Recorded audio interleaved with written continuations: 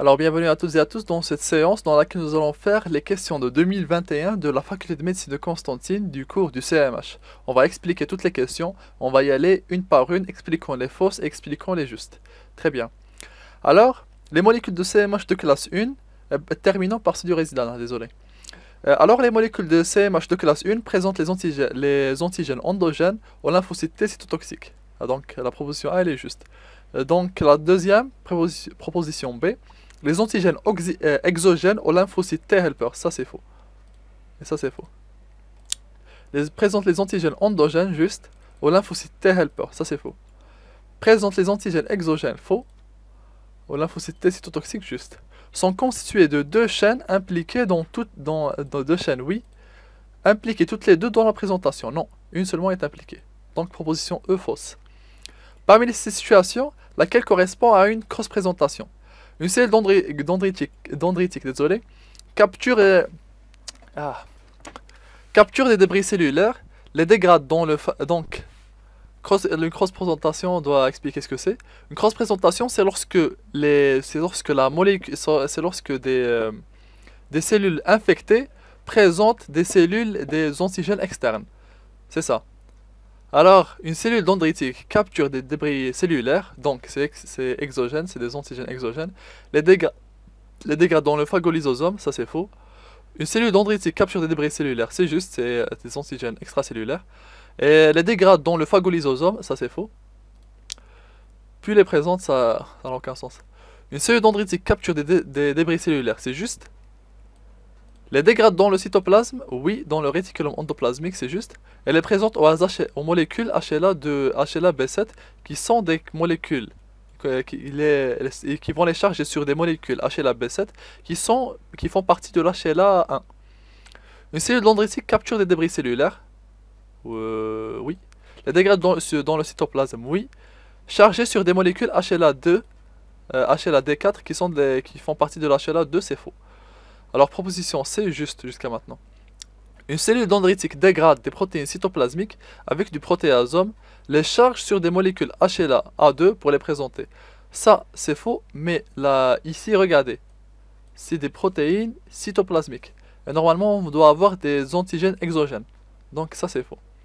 Donc, c'est seulement. Le nombre de molécules HLA exprimées par une cellule endothéliale au repos est de 6, 8, 12, 13, 14. On va revenir au cours rapidement. Une cellule endothéliale n'a que l'HLA1, donc elle a l'A, C et B. Et l'ACB, qu'est-ce qu'on va remarquer? C'est qu'on a un ACB maternel et un ACB paternel.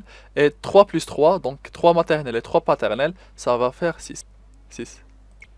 Alors, continuons.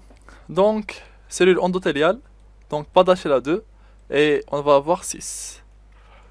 Le paramètre qui gère le transport des peptides ontogéniques, le paramètre, il n'y en a qu'un seulement, donc c'est un QCS, qui gère le transport des peptides antigéniques issus de la dégradation par les protéasomes dans le réticulum endoplasmique. Ah, c'est une très très longue question. Et la nature des acides aminés, non, on n'a pas vu ça dans le cours. La charge électrique, pas vu ça dans le cours. Nature des acides aminés, pas vu ça dans le cours. La taille du peptide, oui, la taille du peptide, pourquoi? Attendez, ça... Non, je n'aurais pas dû faire ça. J'aurais dû faire ça. Et ça, j'aurais dû les barrer. Mais c'est faux. La taille du peptide parce qu'il va être modulé. S'il est inférieur à 8, il ne pourra pas être ancré. Et s'il est supérieur à 11, il ne pourra pas être ancré. L'affinité pour les molécules HLA1 de l'individu, ça c'est autre chose, c'est carrément autre chose. Donc D. Donc on va voir A, C, A, T. Très bien, juste. Alors ici on va voir. Lorsque les haplotypes maternels et paternels du CMH d'un individu sont définis comme suit, HLA A28, B51, DR4, DQ2 et HLA A68, B27, DR1, DQ6, si un enfant de cet individu hérite l'allèle B56, B51, désolé, il doit hériter avec. Donc ça c'est une caractéristique de l'HLA qui est la transmission en bloc. On l'a vu auparavant, ça fait que s'il prend ça, il va prendre tout ce qui vient avec. Donc ce que nous allons faire, c'est que nous allons chercher l'A28, le DR4 et le DQ2 et on va les cocher et ça sera juste.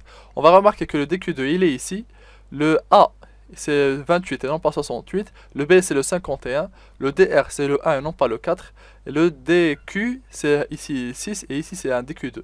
Donc ici c'est A seulement. La molécule HLA-B27 diffère de la HLA B44 par la localisation du site de liaison au corécepteur. Non, pas vraiment. Ici, ce qui va se passer, c'est que c'est pas la localisation du site de liaison, mais les deux molécules sont différentes seulement par la structure. Donc, pas par la localisation, désolé. Ici, la structure quaternaire, c'est faux. La structure primaire de la bêta de microglobuline, c'est faux parce que elle n'est pas codée par la chaîne A. Mais la structure primaire de la chaîne alpha, elle est juste parce que ces deux molécules vont différer surtout par leur expression. Ces deux molécules HLA-B27, HLA-B44 ont deux gènes différents. Et deux gènes différents, ça veut dire deux molécules différentes. Et du coup, deux structures différentes. Pas de localisation différente, mais une structure différente. Et le nombre de domaines, il va être le même parce que ça n'a aucune importance. Parce que les deux c'est des B. Donc les deux coderont pour un seul domaine seulement. Le nombre de molécules HLA exprimées par le LT activé est 2.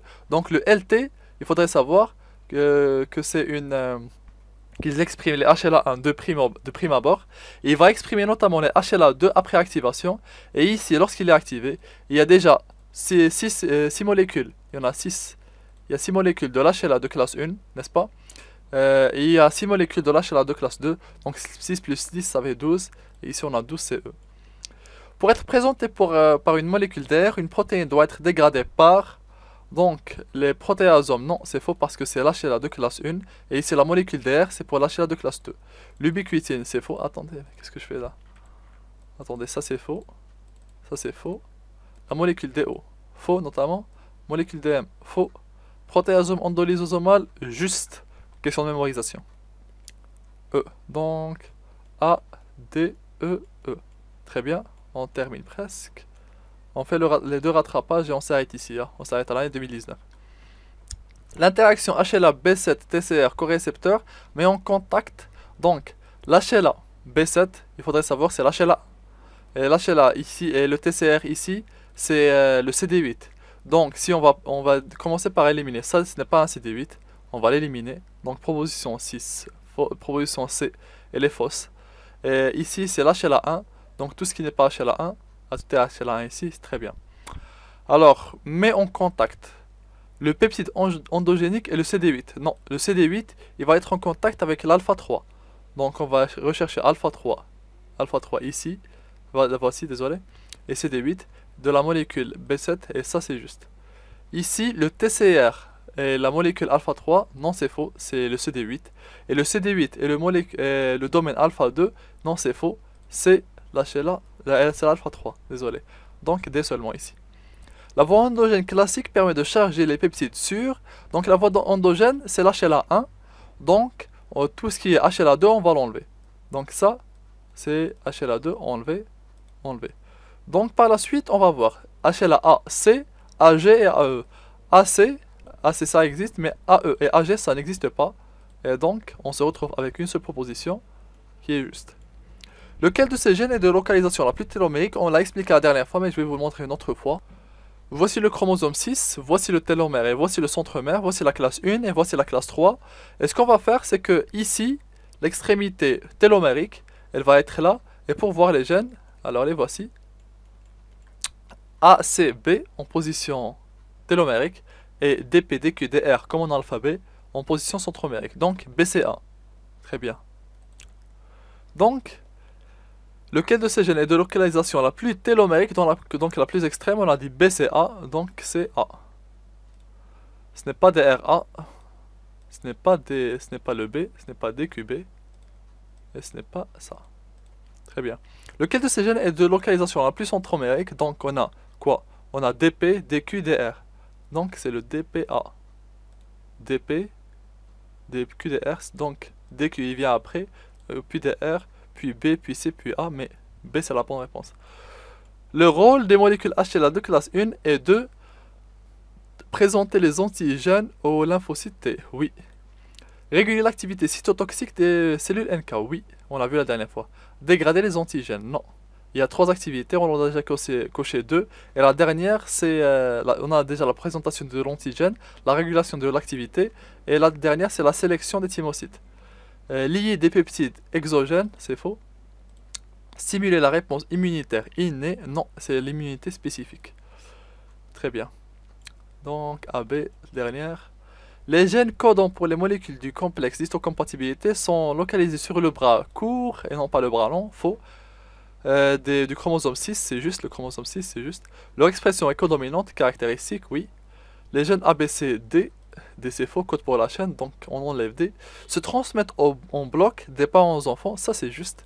C'est parce que c'est une caractéristique. Les gènes de classe 3 codent pour les molécules HLA de classe 3, les qui n'existent pas malheureusement, et c'est faux. Donc BD. Donc on va juste revoir.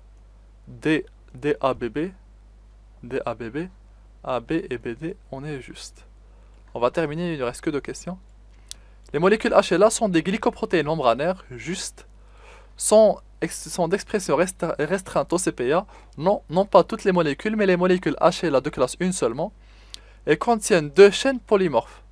2 chaînes polymorphes, attendez.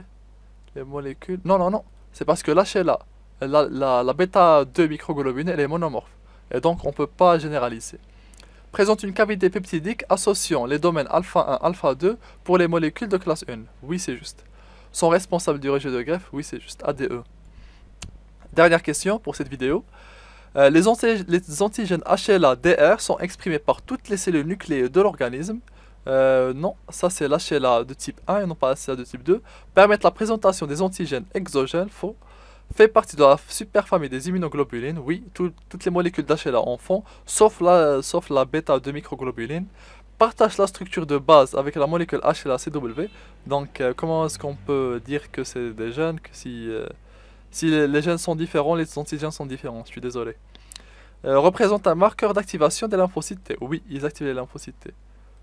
Alors ça partage la structure de base. Est-ce qu'il voudrait dire que c'est des molécules compactes, que là c'est les molécules CW? Ça, je ne saurais dire. Mais il se pourrait que ce soit juste. Attends, regardons la première, c'est ADE, la deuxième c'est ADE-CE. Donc c'est faux. C'est faux, mais parce que je ne sais pas pourquoi. Mais je ne l'aurais pas coché, j'aurais eu toute la question. Donc ça c'était pour l'année 2021 et 2020. À la prochaine vidéo, Inch'Allah.